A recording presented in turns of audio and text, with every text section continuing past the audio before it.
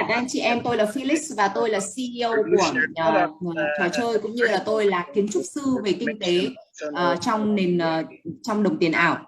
And this is done possibly without with Crowd One Network, which is our catalyst into launching this game. So và ở đây chúng ta không chỉ nói về cái mạng lưới của Crowd One mà chúng ta cũng nói về các cái phần ra mắt sản phẩm cũng như là các cái trò chơi và dịch vụ của công ty.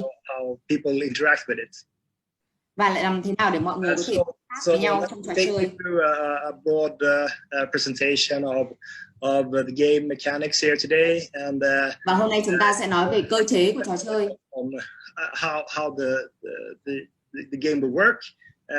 Và chúng ta sẽ tìm hiểu xem là trò chơi này nó vận hành như thế nào. Yes, let's start with some backgrounds on. Let's start with some backgrounds on. Và bây giờ chúng ta sẽ xem một số những cái thông tin cơ bản. So NFT ở bên phải các anh chị em sẽ nhìn thấy thị trường cổ phiếu chạy từ con số 0 cho đến 100%, 0, 25, 50, 75, 100%. Và ở dưới thì chúng ta sẽ thấy đầu tiên là Innovator 2,5%, tức là những sản phẩm mà mang tính chất sáng tạo là 2,5%. Early Adopter là những cái phần mà được chấp nhận sớm là 13,5%. Early Majority 34%, tức là đa số mà được chấp nhận sớm. Và Late Majority là đa số nhưng mà muộn 34%. Và chúng ta sẽ thấy Laggas là 16%. Ở đây chúng ta chơi là để có lợi nhuận và đạt đến các cái cấp độ cao hơn, cũng như là tìm kiếm những cái chất lượng tốt hơn. Get rewarded for it, you can get paid out if it's either, Và chúng ta đang nhìn cái sự so sánh giữa đồng NFTs. We're now kind of entering a new space where we see early majority of the whole market share on board, and I mean, just looking at Planetix launching with through Crowd One's network, we will see. Thế cho nên chúng ta có thể nhìn thấy cái vị trí của hành tinh EX trong công ty Crowd chiếm một cái cổ phần lớn như thế nào. At the time, maybe next year we will see, the big players, the big gaming studios entering the game. Trong năm tới thì chúng ta sẽ nhìn thấy cái người chơi chính, cái người chơi chủ đạo. Companies like this will also introduce with to NFTs.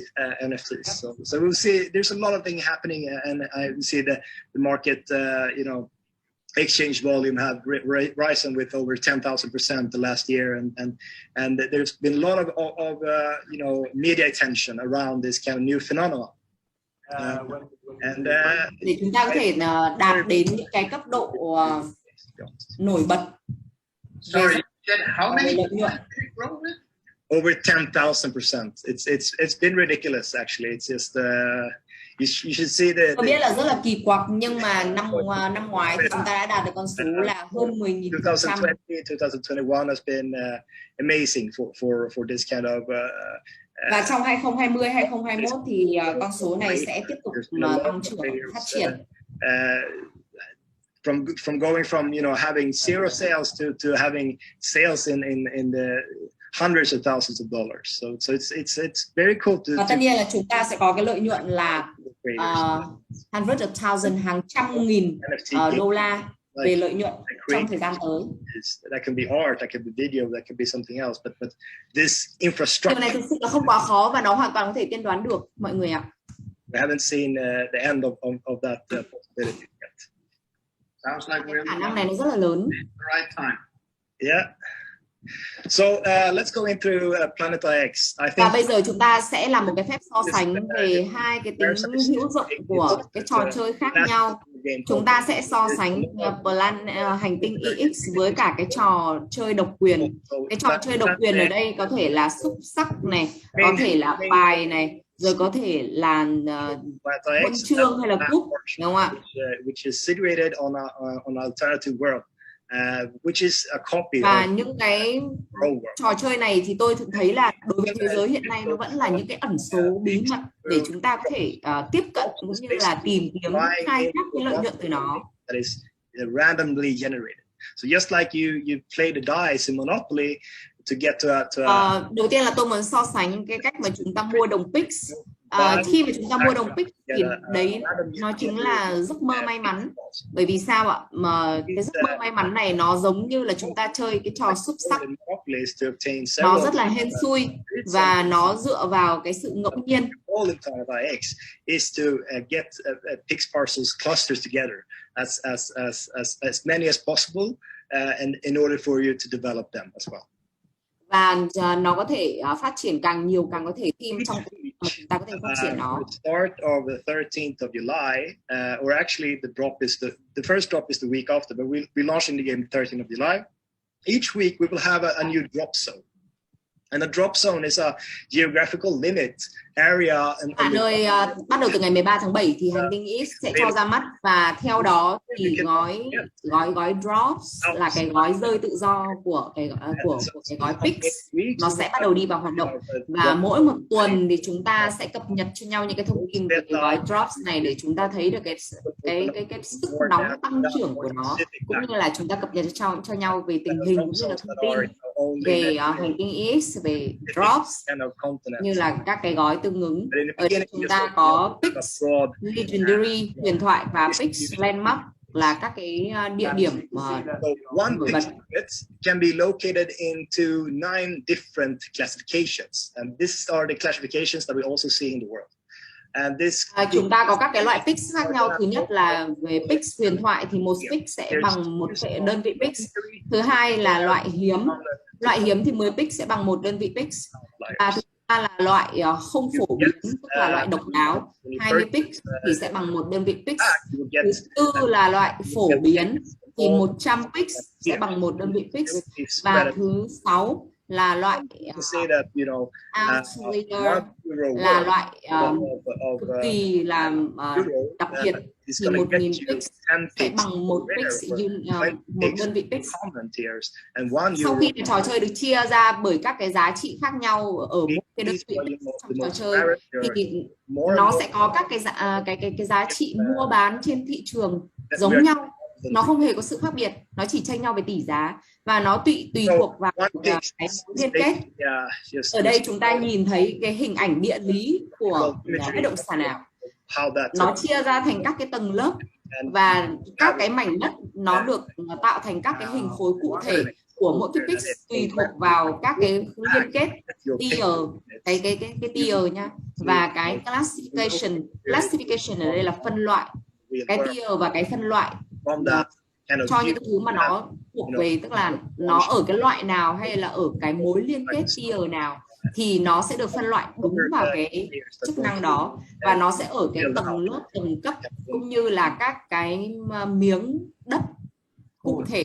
So on the map you will see like this grid here, where your Pix units are located. They are located with the green line. Bây giờ trên bản đồ thì các bạn có thể nhìn thấy là cái đầu tư Pix của các bạn đang nằm chính xác ở cái vị trí nào ở trên bản đồ.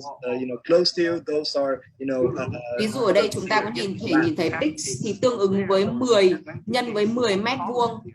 Hexagon là cái lục giác này. Và cái kinh nghiệm của sản phẩm chủ yếu thứ nhất là trên thị trường. Trên thị trường thì nó liên quan đến cái việc trao đổi tỷ giá của đồng Pix. Người chơi có thể thương thảo với nhau, và đây là thị trường mở. Thứ hai là về các cái thách thức. Thách thức thì chúng ta vẫn có những cái thách thức hàng ngày về lợi nhuận cũng như là hàng tuần. Chúng ta có thể cạnh tranh nhau và chúng ta có thể chọn cho mình những cái gói tốt nhất, những vị trí tốt nhất mà người khác không thể nào mà truy cập được vào. Chỉ có chúng ta có thể sở hữu được nó thôi. Thứ ba là những cái trường hợp đặc biệt. Những cái trường hợp đặc biệt này sẽ cho phép chúng ta lựa chọn các cái gói các đồng Pix, và những cái trường hợp này có thể giúp chúng ta nhắm ngay vào những cái mục tiêu tốt để chúng ta có thể đầu tư ở những cái vị trí nào mà chúng ta có thể tạo được nhiều lợi nhuận nhất để xây dựng cái bộ sưu tập NFT Pix. If that is only to own different Pix and different continents, that could be one of players that wants to yes. So they are, as you know, there are two kinds. Ở đây chúng ta nhìn thấy cái NFT của cái vùng đất hoàng gia. Có nghĩa là chúng ta sở hữu, khi mà chúng ta sở hữu cái NFT, you cannot trade your way through. This is, this is only possible to obtain through different raffles and different things.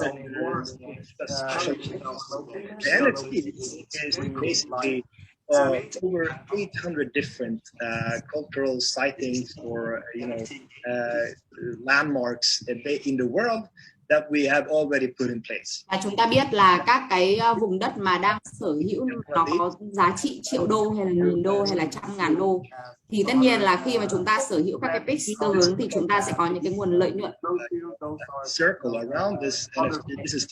Đây tôi cho các bạn nhìn thấy cái giao dịch mà được làm ở một cái vùng mà xung quanh nó là NFT và được giao dịch bởi các cái lợi nhuận của người nắm giữ cái NFT này. Costs of doing transactions. And if you chúng ta nhìn thấy cái giá trị của cái việc thương thảo mua bán chuyển đổi, get at least 50% of the transactions fee of all the picks being. Và khi mà chúng ta giao dịch thì chúng ta sẽ có khoảng 50% cái đồng pix để giao dịch. So this is cái đồng ý của chúng ta enable for getting some rewards by owning NFTs. Và tất nhiên là chúng ta có thể có được cái rewards, tức là cái đồng trả thưởng hàng tuần trước đây. So I cannot earn them, but what I can is I can basically be lucky to receive one of these landmarks. Is that correct? Yeah, so yeah, exactly. So the landmark NFTs is not, you cannot play to earn them. We will have two different NFTs, and the second one is more play to earn. But the landmark NFTs are. Như là chúng ta cũng có thể chơi để có thể kiếm được cái nguồn lợi nhuận này, nhưng mà bên cạnh việc đó thì chúng ta có thể thực hiện các cái công cụ mua bán để chúng ta có thể sở hữu. Higher probability, of course, of getting these because you have to join specific drops, but you cannot. Và tất nhiên là chúng ta phải tham gia vào cái gói drops. So by joining the most drops and by having the most picks, the likelihood of me receiving one drop. Khi chúng ta tham gia vào drop thì chúng ta sẽ có nhiều picks và chúng ta sẽ có nhiều cơ hội. So the second part of the NFTs that is available is developing your picks parcels. Phần thứ hai của NFT là khi mà chúng ta tham gia vào cái gói mua bán pix thì chúng ta sẽ có được bất động sản này. Cái bất động sản này thì rất là thân thiện với cả sinh thái. Thứ hai là chúng ta có các cái tiện ích về ăn ở. Nó như kiểu là gia dụng hàng hóa, chúng ta có thể trồng rừng, trồng cây hay là điều khiển quản lý đất đai. Thứ ba là chúng ta có thể tái sử dụng, tái cơ cấu nó. Có nghĩa là chúng ta có thể bảo tồn, bảo trì, bảo dưỡng. Thứ tư là chúng ta có thể vận dụng sự sáng tạo như là công nghệ thông tin để chúng ta có thể vận hành những thứ mà chúng ta có vào các cái thực tế. Ví dụ như là chúng ta mua rừng, chúng ta có thể trồng trọt chăn nuôi trên đó và chúng ta có thể phát triển công nghệ và thỏa sức sáng tạo trên vùng đất đấy. The NFT holders of these kind of NFTs that you can develop. Vâng, và đấy chính là cái gói NFT mà chúng ta có thể phát triển. Quarterly basis. So you will actually, if you are one of those, chúng ta nhìn thấy cái sơ đồ này chính là cái sơ đồ thanh khoản thanh toán từ cái việc đầu tư từ SPVS sang sang cái việc là chúng ta phát triển các cái NFT thanh khoản layout. This amount of money that we're investing in this kind of green impact funds will be quite large, and và cái phần này nó khá là lớn mọi người ạ. Good chance of being rewarded greatly if you are one of the first. Khi mà chúng ta thanh khoản theo quý đối với những cái cổ hay là chúng ta hoạch định các cái giá trị thì nó tương ứng với cả API dài của mỗi một cái SPV. Và các cái cổ tức thì nó sẽ được chuyển đổi ngay khi mà những cái người sở hữu NFT họ chuyển đổi sang. Thế thì bây giờ chúng ta sẽ nói cái blockchain như thế nào. Cái xu hướng mà chúng ta có cái tiền mặt, thứ nhất là kích cỡ của cái người sử dụng, thứ hai là cái độ sâu của nó, thứ ba là cái kinh nghiệm mà chúng ta có thể thu được lợi nhuận từ blockchain.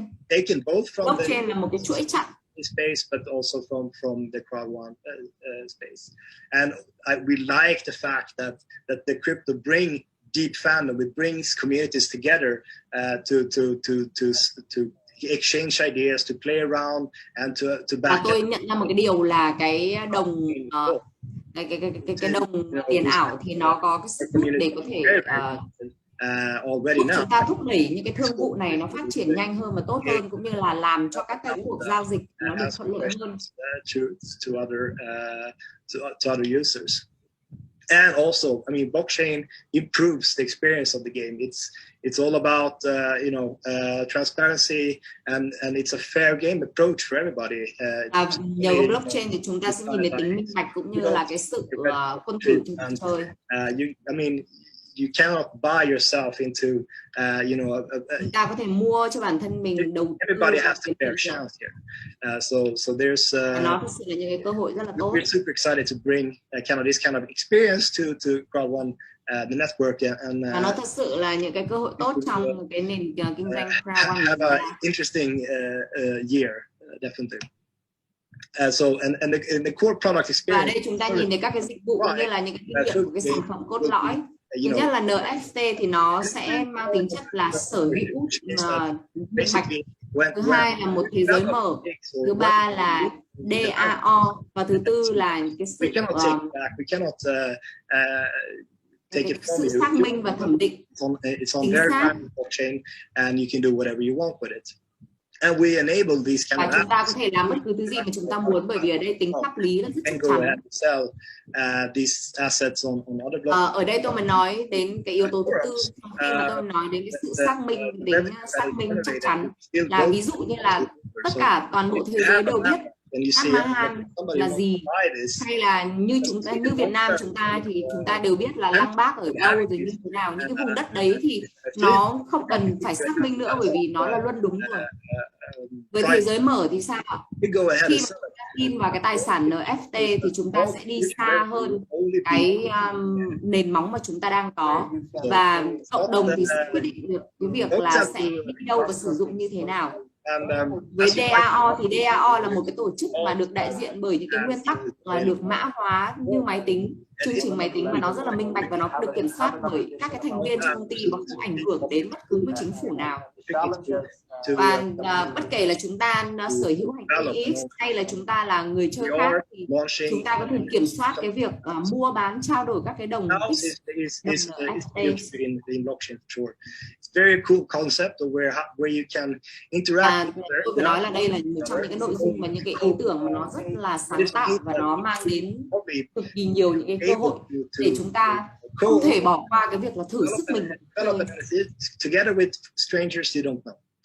And because you will have to set in an amount of picks, and everybody has to set in an amount of picks in order to get mọi người thì đều muốn sở hữu cái đồng X. And the ai cũng muốn sở hữu đồng X. generating for that NFT will be divided pro rata to the people adding it to the DAO. So we have Đây là chúng ta phải biết làm sao để chúng ta có thể thêm các cái tài sản của mình ở đúng nơi và đúng mảnh đất. As the games unfolds. And I think I covered this in the earlier slides, but thế thì NFT là gì ở đây chúng ta sẽ thấy will open up a lot of new worlds, a lot of new commerces. Nó có thể là những cái hàng hóa ở trên ứng dụng, hay nó có thể là NFT, hay nó có thể là những cái hàng hóa hình như là chiếc xe đạp. Why should Crowd One Network care? So it's thế thì vì sao mạng lưới Crowd One lại phải quan tâm đến những cái vấn đề này? Thứ nhất là khi mà chúng ta tham gia các cái gói sản phẩm thì chúng ta sẽ có những cái nguồn tài chính tư không giới hạn mà luôn phát triển. Thứ hai là chúng ta sẽ có một cái nguồn lợi nhuận mới, và thứ ba là chúng ta sẽ thúc đẩy cái sự hiện diện ở trên cái mạng lưới số. Capitalized to build something really sustainable here for the real world as well. So not only và tất nhiên là những cái mục tiêu này thì nó mang tính cực kỳ bền vững. Impact funds and companies. We're also doing a lot of donations and talking to really cool organizations. Tất nhiên là khi mà chúng ta làm việc trong công ty thì chúng ta sẽ không bao giờ muốn nhìn thấy cái đích đến, mà chúng ta luôn muốn nhìn thấy nó vươn xa hơn. Và why do we win? vậy thì làm thế nào để chúng ta có thể chiến thắng? mà chúng ta không cần phải thỏa hiệp về mặt tầm nhìn. Thứ nhất, chúng ta tạo nên một cái cơ chế thực sự là dễ dàng, thuận lợi và trả thưởng xứng đáng. Vì thế cho nên là những cái người chơi thì họ sẽ không bao giờ ngần ngại mời những người bạn của họ tham gia vào. Thứ hai là chúng ta phải luôn sáng tạo để có một cái môi trường hợp tác, nơi mà người sử dụng xây dựng một cái cộng đồng tập thể mà đầu tư cùng với nhau, và các cái công ty ở hàng đầu của hành tinh X. Thứ ba là chúng ta phải minh bạch, chúng ta phải hoàn toàn minh bạch, và chúng ta phải tập trung cái sự tham gia của chúng ta dài hạn. Vì thế mà chúng ta có thể tin tưởng vào hành tinh X. Và cuối cùng là chúng ta phải cải thiện thế giới của chúng ta thông qua những cái việc cống hiến phi lợi nhuận, như là đầu tư vào những cái dự án mà có ảnh hưởng xanh, tức là chúng ta phải vì sinh thái và vì môi trường. What good entrepreneurs are they having good products and ở đây tôi đang muốn nói trên phương diện của những doanh nhân. Khi mà chúng ta là những doanh nhân, chúng ta phải có những cái năng lực, chúng ta phải có những phẩm chất đạo đức mà những nhà doanh nhân cần có. Transparency, we are all about transparency, all the NFTs, all the revenues, all the từ đầu đến giờ chúng ta làm việc với nhau thì chúng ta luôn minh bạch. We have the game book is laid out.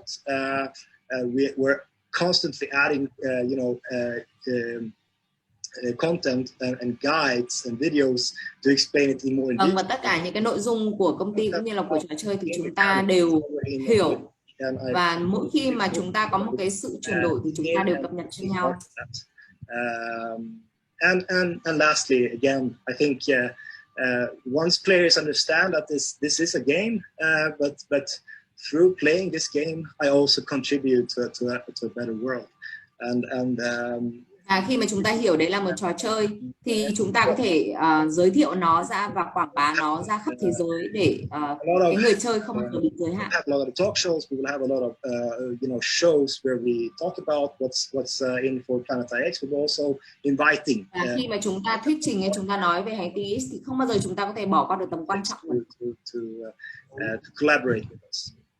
So we have a cool thing going. Đấy là một trong những cái điều rất là tuyệt vời. Ở đây tôi cho các bạn xem slide về lộ trình. Hiện tại thì chúng ta đang ở quý 3 năm 2021. Với quý 2 thì chúng ta đang ở quý 2 năm 2021, tức là tháng 4 năm 6. Thì chúng ta ở mức phát triển trò chơi và sơ đồ hóa trò chơi. Ở quý 3 thì chúng ta cho ra mắt hành tinh X bắt đầu từ tháng 7, tháng 8, tháng 9.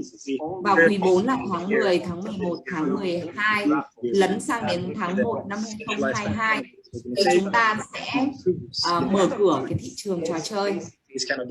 Về cộng đồng thì ở quý 2 năm 2021 thì chúng ta sẽ đặt các cái sách cũng như là huấn luyện.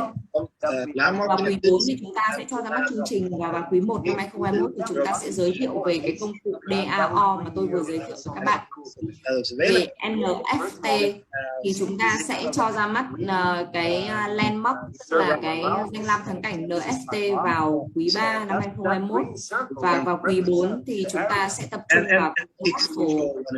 Quý 1 năm 2022 thì chúng ta sẽ kiểm soát NFT. Về DeFi thì chúng ta sẽ có đồng token của Pix phân phối vào quý 4 năm 2021, và sang quý 1 năm 2022 thì chúng ta sẽ cho ra những cái giải pháp về ngân hàng. Như vậy là các bạn nhìn thấy cái lộ trình của chúng ta đã rất là rõ ràng, và chúng ta hiện tại đang ở quý 2 năm 2021, đang ở quý 3 năm 2021, nhưng mà chúng ta đang tính đến quý 1 năm 2022. There's not space enough in a roadmap. There will be a lot of surprises and releases going on the coming year. Và tất nhiên là trong nhiều năm tới thì dự án của chúng ta vẫn tiếp tục sẽ được hoàn thiện. Ở đây chúng ta nhìn thấy cái lộ trình dòng chảy dành cho những cái người sử dụng và những cái người đang là thành viên của Ground One. Đầu tiên là cái nền móng của Ground One. Nền móng những cái người sử dụng Ground One có thể mua các cái voucher khuyến mãi cho euro. Sau đó người chơi có thể sử dụng cái voucher này trực tiếp qua email. Website and log in with a new account. And when they với cái platform của hành tinh X thì chúng ta có thể truy cập qua app của hành tinh X. Sau đó chúng ta mua các cái gói Pix Drops và chúng ta tái khẳng định, tức là chúng ta khẳng định cái voucher khuyến mãi này, các cái mã voucher ở trong cái euro. Và sau 3 bước này thì chúng ta đã có thể chơi trò chơi. So yes, that's a short overview on how the game works, and I'm super excited. Và đấy là một trong những cái giới thiệu rất là khái quát về cái việc là trò chơi được vận hành và chơi như thế nào. Cảm ơn các bạn đã tham gia cùng với buổi tối của chúng tôi ngày hôm nay. Before I try to do a summary of all the information, I couldn't help myself. I was sitting taking a lot of notes of what you said, and I have a few questions that we've been asked from our audience to sort of better understand somewhat the NFT market and somewhat Planetix. So if you just bear with me for a couple minutes. Tôi chỉ có một câu hỏi cuối cùng là bạn có thể nói cho những khán giả trên toàn thế giới biết được rằng nói tóm lại thì trò chơi này nó như thế nào và các cái thông tin cơ bản nhất, khái quát nhất của nó. Và những cái tầm nhìn. I think the NFT market has been growing immensely the coming years. And tôi nghĩ là thị trường thì vẫn đang phát triển không giới hạn. Also within our space is the play to earn. I mean, tất nhiên là trong cái không gian của chúng ta thì thị trường vẫn tiếp tục mở rộng. Selling goods with true ownership and with the digital certifications as an NFT is. Với cái nền tảng số hóa. Why it's growing in popularity within gaming is because people love games. People love to play games. Bởi vì cái bản chất là ai cũng yêu trò chơi, ai cũng muốn được giải trí và ai cũng muốn được xả stress. Nên là khi mà chúng ta cho ra mắt một cái trò chơi thì tất cả mọi người đều muốn lao vào để thử sức mình với trò chơi. Đấy đã là một cái sức hút tự nhiên của trò chơi rồi. All of a sudden, people and the gamers, they not only know. Và tất cả những mọi người đều là các cái game thủ trong trò chơi này. I think that's the most powerful bridge we will see between blockchain and gaming is that they will combine. Và đấy là cái sức mạnh lớn nhất mà chúng ta muốn đạt đến khi mà chúng ta nói đến blockchain và hành tinh X. Rewarding them with the special, tokens or other incentives. Với các cái đồng token đặc biệt. It's used on, open blockchain infrastructure, which can be được sử dụng trong cái cơ cấu blockchain đặc biệt. So I think that's the most important and và đấy là cái điều quan trọng nhất thing about this space. Awesome. So how is Planetix, or rather, why is Planetix, going to be powerful? How are we gonna win in this space?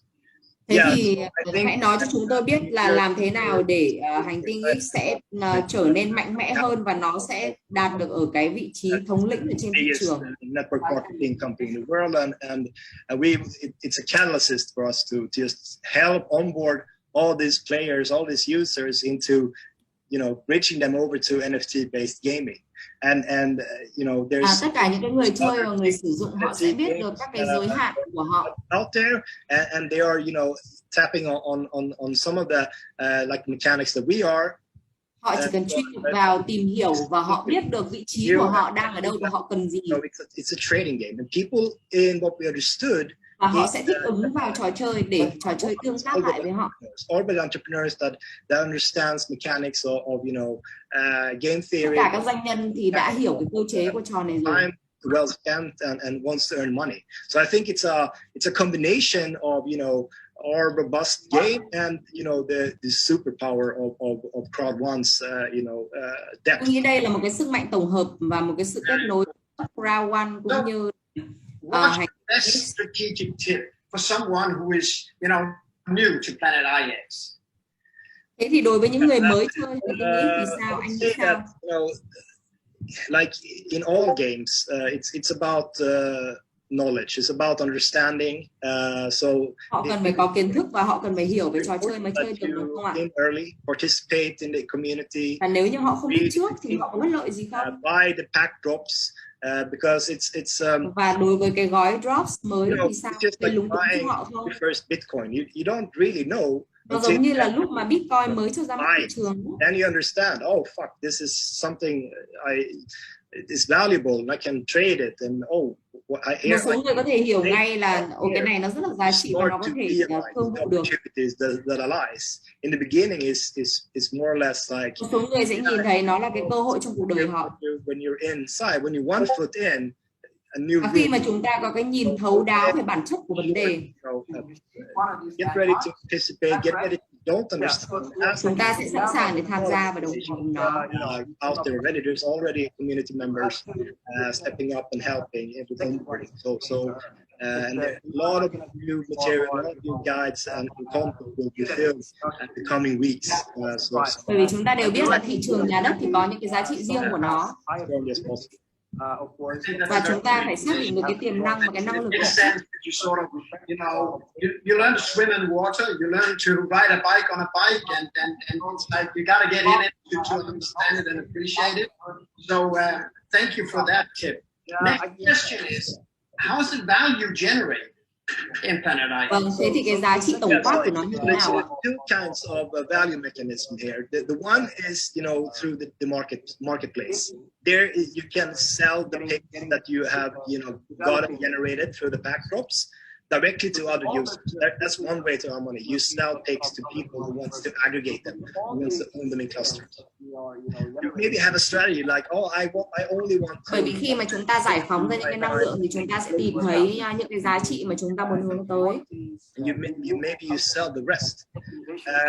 That's one way you can earn, some picks. Chúng ta có thể thu được lợi nhuận từ nhiều nguồn mà chúng ta vận dụng các cái gói voucher cũng như là các cái gói khuyến mại của công ty.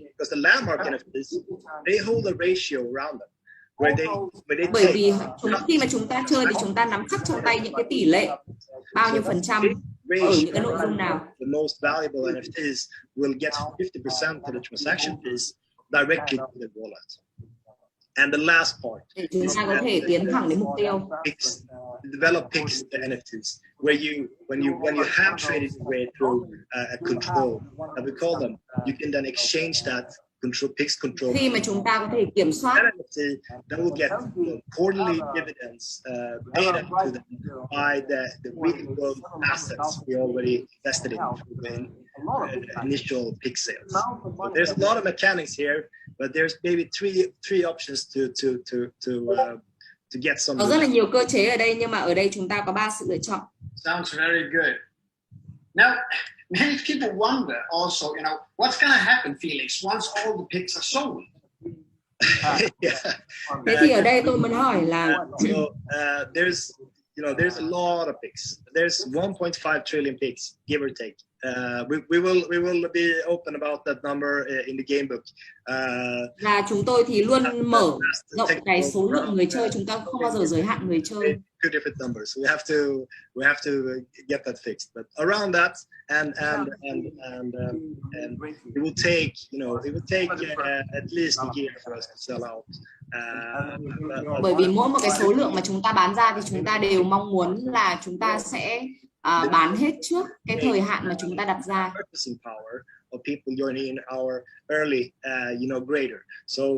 Khi mà chúng ta càng tham gia sớm thì chúng ta lại càng có nhiều cơ hội. Cái sức lựa chọn của chúng ta lại càng lớn. It will take some time. We will also see. But we will make sure that. Và tất cả những cái điều này thì không cần phải kiểm chứng, bởi vì chúng ta đều nhìn thấy rõ. You can see how many picks have been sold over total, how many. Và bây giờ các bạn có thể nhìn thấy rõ là bao nhiêu đồng picks đã được bán ra và bán ra với cái mức độ nhanh như thế nào.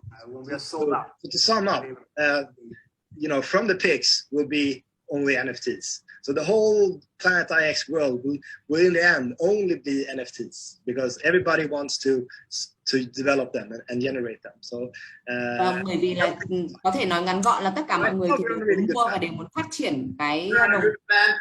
But I guess the real question is, once the pieces are sold, it's not the end of the game. It's more like the beginning of the full NFT process and everything.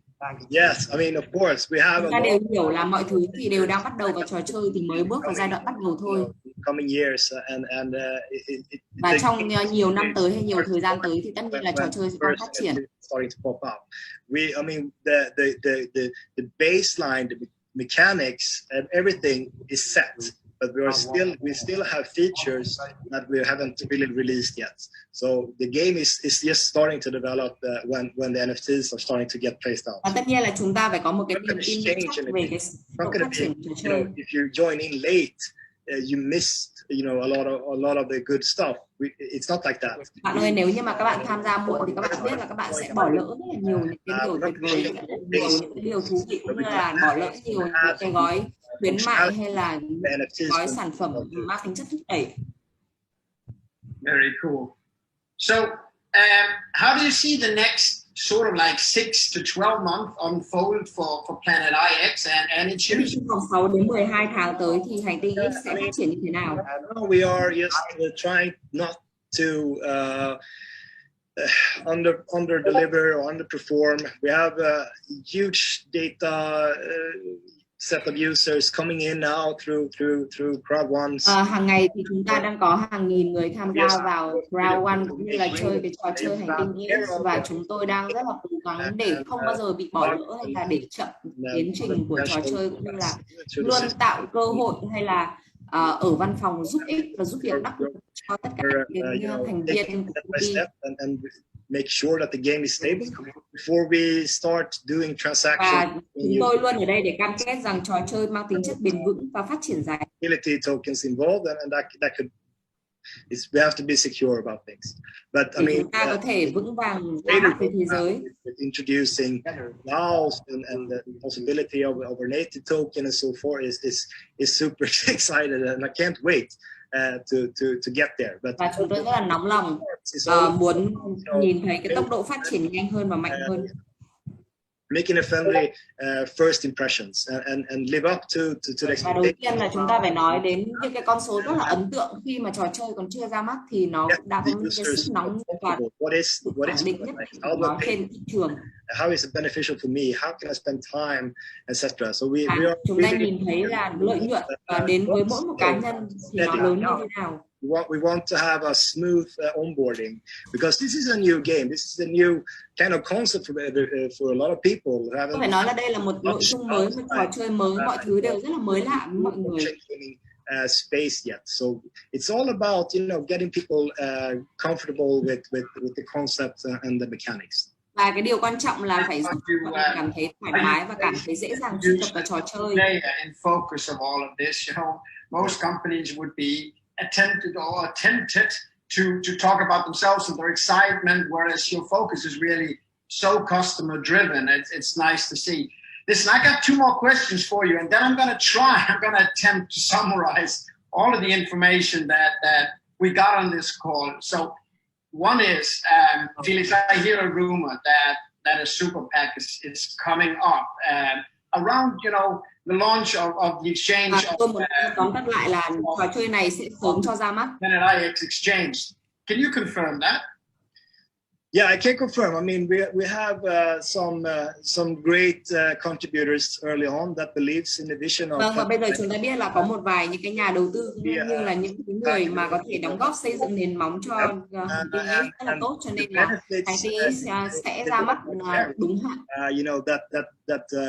Regular packs doesn't have a grant is. Và những cái gói thông thường tất nhiên là chúng tôi sẽ cố gắng để vẫn tiếp tục phát triển nó. In order to get into those pack drops, on the normal play, normal packs, they will have to contribute, they will have to make challenges, they will have to complete challenges. Và chúng ta vẫn phải tiếp tục cống hiến và đương đầu với những thử thách. Those drops can, just for an example, be legendary NFT is included in that drop. It's a raffle that includes one of those prestigious NFTs.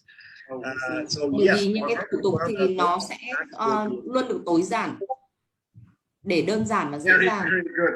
Now let's see if I can sort of summarize all of what we got here, and I may be a little bit overly excited. Do correct me if I am way wrong here. So first of all, Planetix is like Monopoly, just not only played on on a Saturday night with your family or your friends, but it's like an ongoing Monopoly. So I may win on a Tuesday and I may lose on a Wednesday. I may even have a bad spring and I can come back in the fall, over winter. So it's an ongoing. Chúng ta đều biết là thì không phải là chỉ dành cho một cái khối số lượng những cái người chơi nhất định, không phải chỉ dành cho gia đình chúng ta chơi, anh chị em, bố mẹ, bạn bè, mà chúng ta thậm chí có thể mở rộng hơn cả những cái đối tượng khác, thậm chí những cái đối tượng mà chúng ta không biết, chúng ta đều có thể cho họ để họ có thể tham gia vào hành tinh X, và con số thành viên thì không bao giờ giới hạn. I'm very impressed with how this game connects to the real world. She got an online world. Và cái điều quan trọng thứ hai là chúng ta có thể kết nối một trò chơi ảo với thế giới thật. Giữa sự ảo và sự thật thì luôn có một sợi dây kết nối hữu hình với nhau, và chúng ta thấy được cái sự tương tác, cái sự liên kết và cái sự kết nối giữa hai thế giới.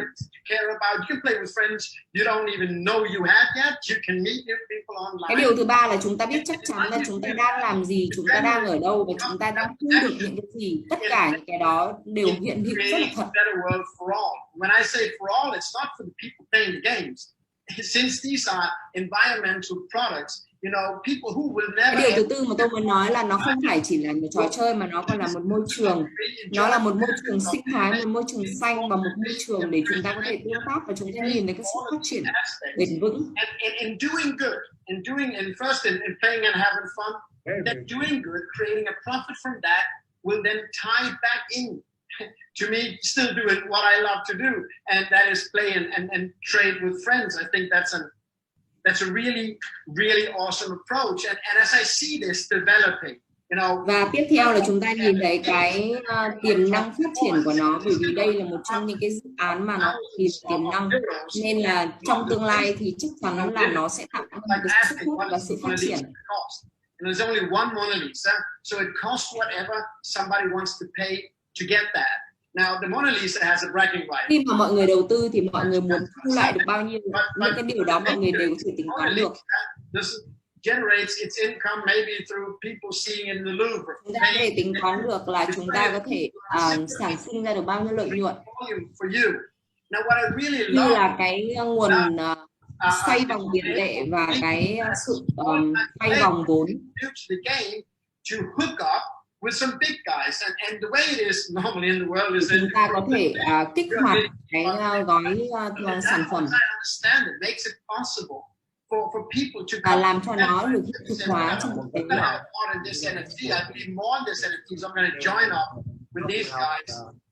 Và vì thế cho nên chúng ta có thể tham gia vào các cái gói sản phẩm càng sớm càng tốt và nhận lấy cho mình những cái cơ hội.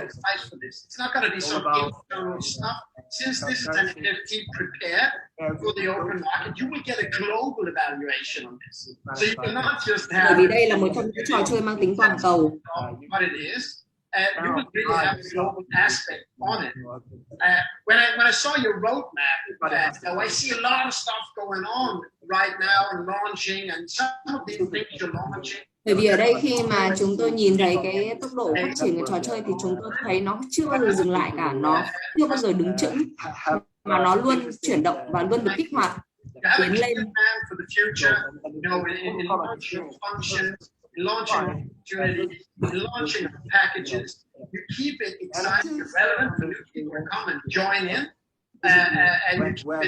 Để tất cả mọi người đều có thể gia nhập vào. Through the crowdfunding community, there's no joke. 32 million people around the world joined up by now. Với 32 triệu thành viên trên toàn thế giới, trong thời gian tới chúng ta còn tiếp tục mở. Success in this, and it's like people attract people. Chúng ta biết là mọi người thì thu hút mọi người, chúng ta có một cái lực hút, lực hấp dẫn với nhau. Vì vậy chúng ta có thể giới thiệu cho nhau và chúng ta có thể quảng bá và cùng nhau chơi trò chơi.